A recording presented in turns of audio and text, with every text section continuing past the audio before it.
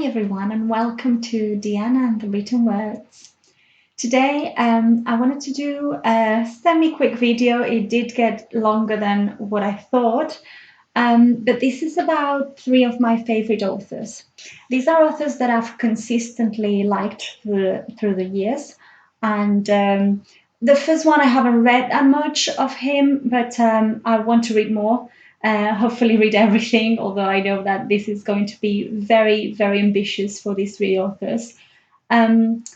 So without further ado, my first author is Gabriel García Márquez. Yes, it's Márquez, it's not Márquez or whatever I've been hearing. Of course, I'm saying it with a Spanish accent, and he's from Colombia, so it would sound a little bit different, but just so you know. I know that a Nobel Prize for literature, like he is, can be a bit daunting, but really, he's not that difficult to read, I find. If you've ever heard of him, the one book that you've heard would be 100 Years of Solitude, which is, sure enough, the first one that I read. Do I think it's a good book and would I recommend it? Yes. But do I think is the book to start with this author? I think not. I think there's other books that are more accessible, to be fair.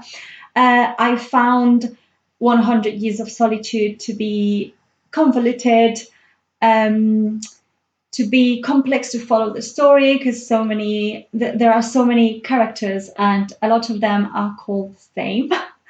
So that doesn't help. But what I really wanted to highlight with this author is how beautifully he writes. He is one of the starters of magical realism, which is something that I really like in books. And he does so beautifully, and his prose is really well woven together. Moving into a little narration now. This is the first very famous sentence in 100 Years of Solitude. So it goes, muchos años después, frente al pelotón de fusilamiento, el coronel Aureliano Buendía había de recordar aquella tarde remota en que su padre lo llevó a conocer el hielo. Just with this sentence, you get a good idea of the style of the writing, and I don't know about you, but I was immediately interested by what came next, which is what a first good sentence needs to do, isn't it? I just wanted to draw your attention to one bit about the language here, and in particular about the translation.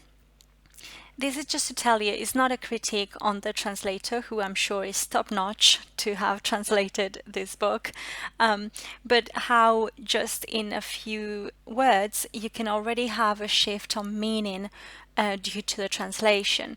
So in English, it goes, as he faced the firing squad, but it's a little bit different because he was facing it in English, so it's an active role of the main character here, whereas in Spanish he was just in front of it. It doesn't say what he was doing, it just says where he was located.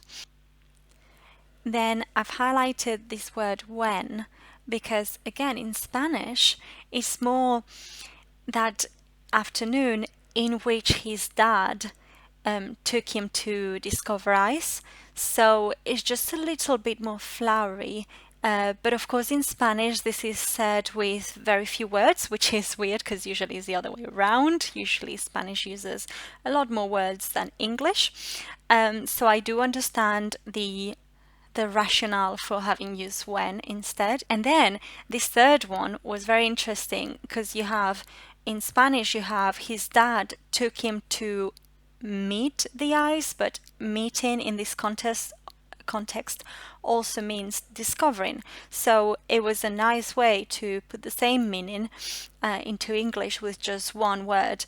Another thing that I love about this author is how he combines adjectives with nouns that don't seem to follow naturally at all. So when you're reading, you get very surprised by these combinations. And this is an example from first line of the first tale in Strange Pilgrims, which is called Bon Voyage, Mr. President. So in this one, he has combined Dusty with swans, which is not something Not many people would look at a swan and think of it as dusty, but of course it makes sense with the tone and the story that he is starting here. So he was contemplating the dusty swans with both his hands resting on the silver handle of his cane and thinking about death. Again, we want to keep reading, don't we? We want to know why he's thinking about death, what is happening to this person, and why the swans are dusty. So I hope this gives you an idea of the kind of style that I'm talking about in Gabriel García Márquez. And now back to watching my face. The one that I love the most, I think, to this point is Love in the Time of Cholera.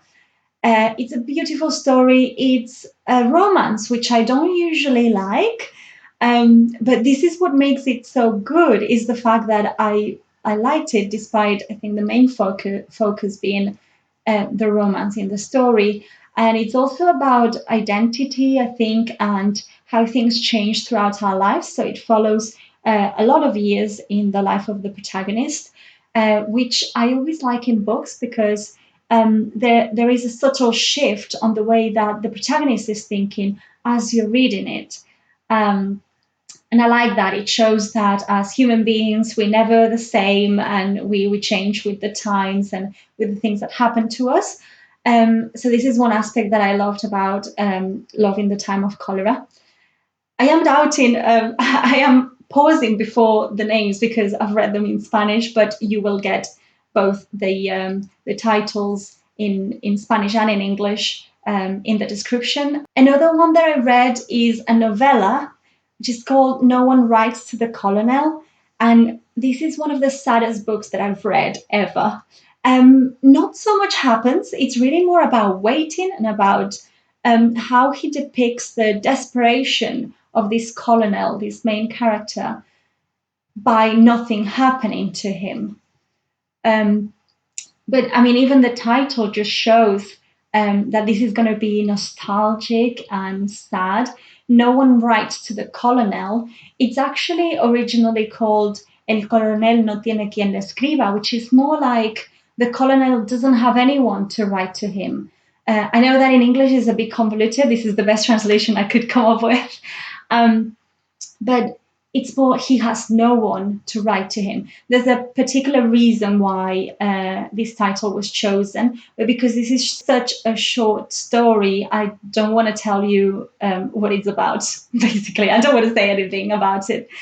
But it was really sad, really melancholic. So you have to be in the mood for that. I think that's why I'm warning you on that.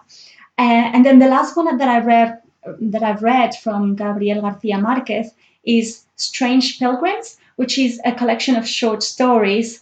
They don't have a lot to do with one another. I think the way he describes it is that he just kept going back to them and throwing them, discarding them, and then going back to them again. So the pilgrim stories.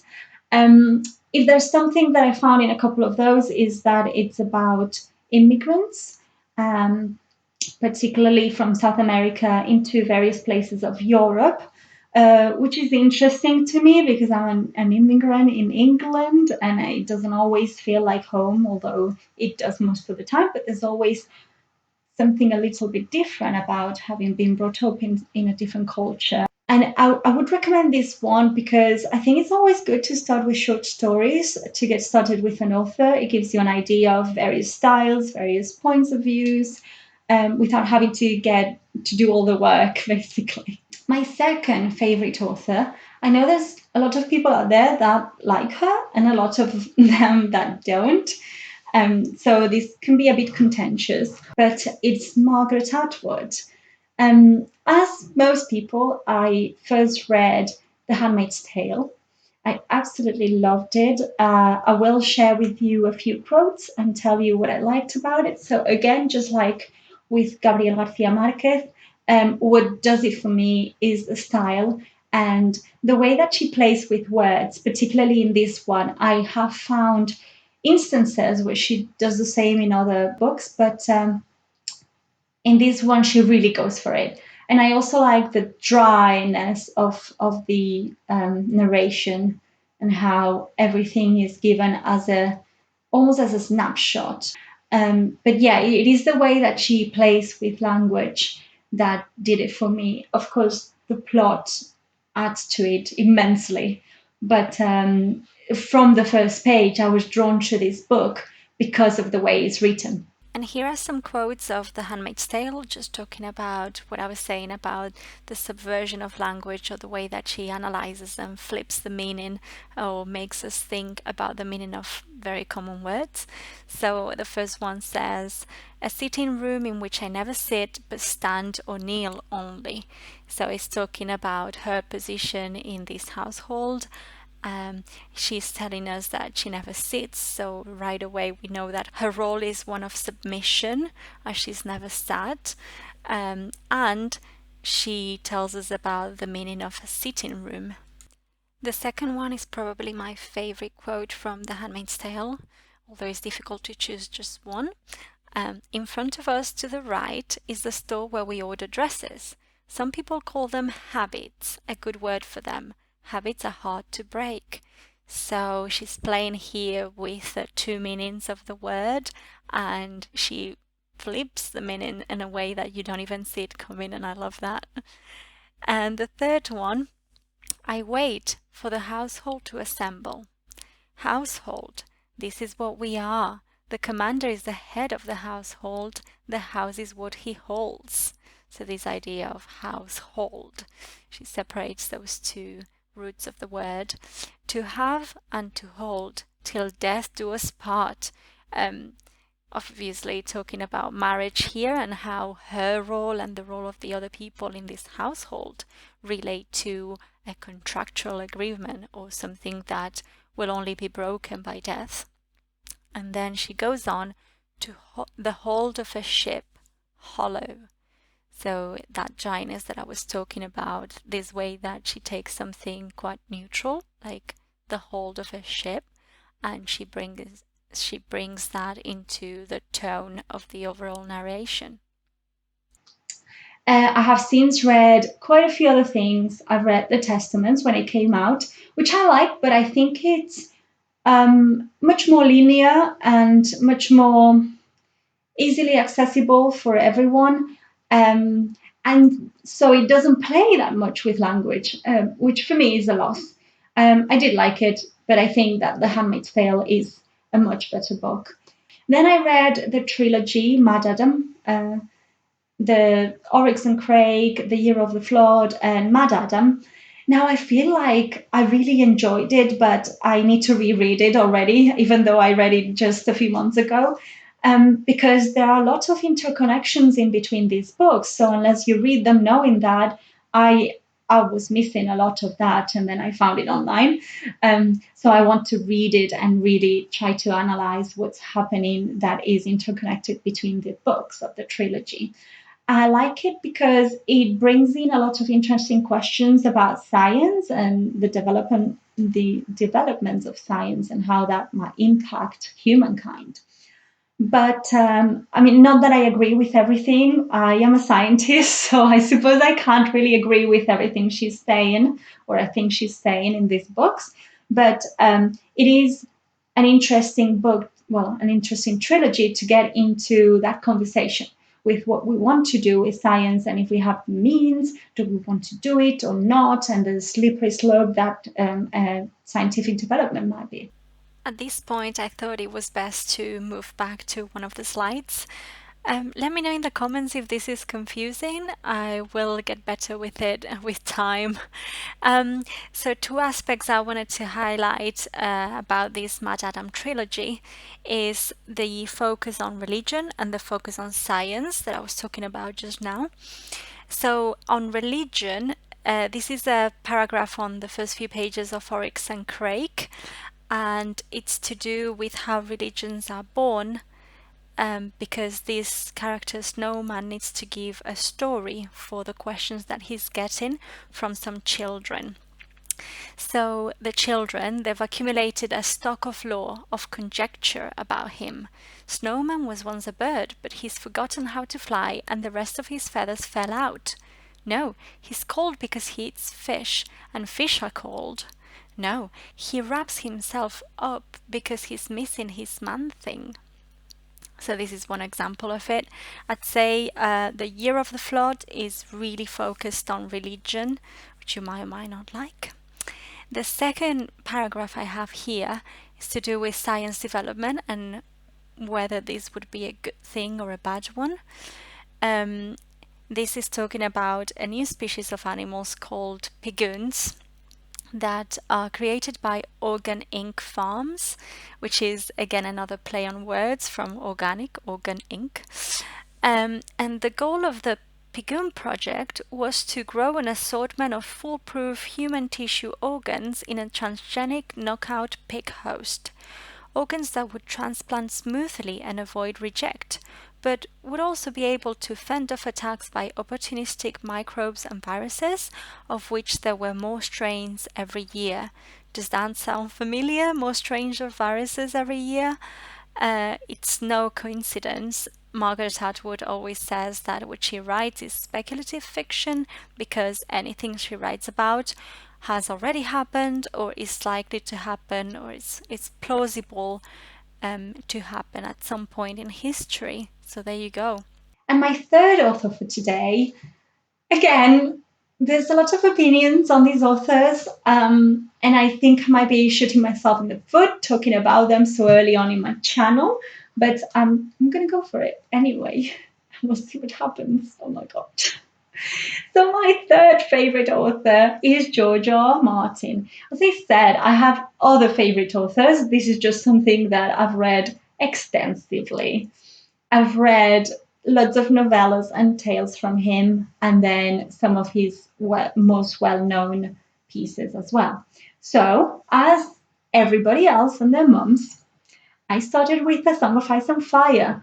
I was reluctant to start this because in my mind, I was comparing it to The Lord of the Rings. And I remember a friend of mine recommending it, saying, like, you want to read that. You do. You're going to love it. And I was like, but I mean, there's no elves or orcs. It's only humans. So are you sure I'm going to like that? Okay. So it is complex, it's convoluted, there's 100 characters, but I love it. I love the fact that you never know what's going on very much, that every sentence, even when you think nothing's happening, it's a foreshadowing, it's some piece of imagery that's going to be important later, is something that is telling you how this character is thinking. I love the idea of collective consciousness that he explores in other books. I love the idea of religion and religions in fiction.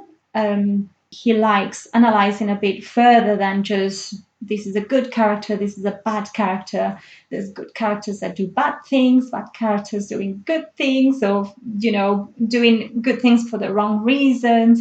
There's a lot of grays in between. I'm not going to say too much about it. I feel like there's a lot that's being said, but those are some of the elements that I like the most in A Song of Ice and Fire. And then I've read some companion novellas and short stories to do with A Song of Ice and Fire, and that's The Ice Dragon. It's just a girl and her dragon. It's a very short, sweet tale. The Tales of Duncan Egg, which happened about 50 years before, and that one is nice if you feel like A Song of Ice and Fire is too complex and has too many characters, because this one, although the style is very similar and the themes that it treats is very similar, is simple, is to the point. This is what happens, that's that. So that might be for some people. The Princess and the Queen talks about the civil war that happens about 200 years before the events of A Song of Ice and Fire. Again, The Princess and the Queen is fairly simple.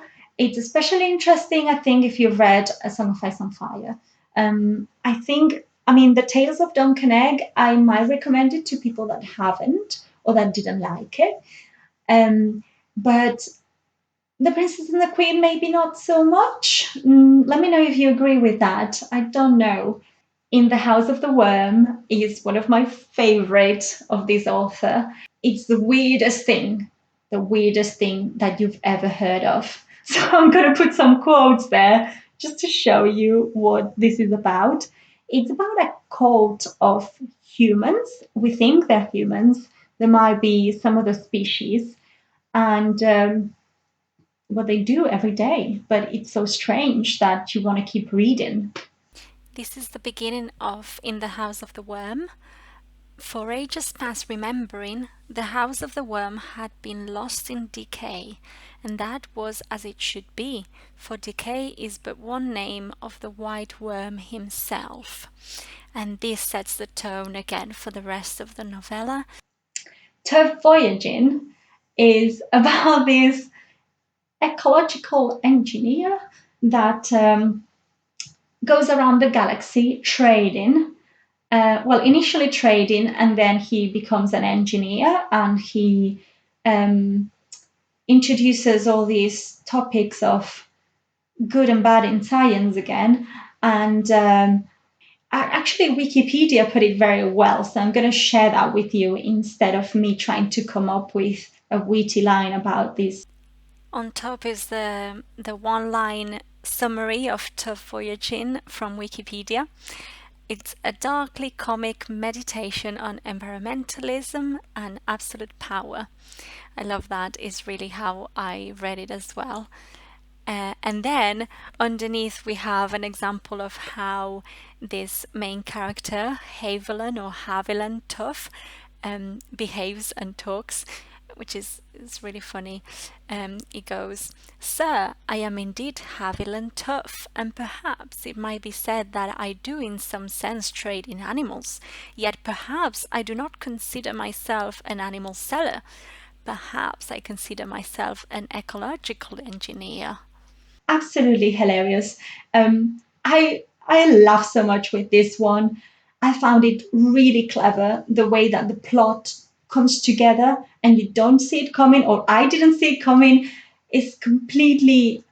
I mean, it's like when the pieces of a jigsaw fit together perfectly. It's got sci-fi elements, which I like. It's got morality elements, and it makes you think about how to get around difficult situations. This guy, Tough, he has everything under control at all points, and you're there reading and you're thinking, surely there's no way around this.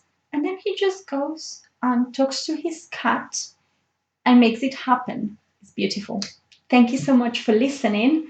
Like, subscribe, do all those things. And tell me in the comments, how do you like or how do you hate these authors or some of the books that I've talked about?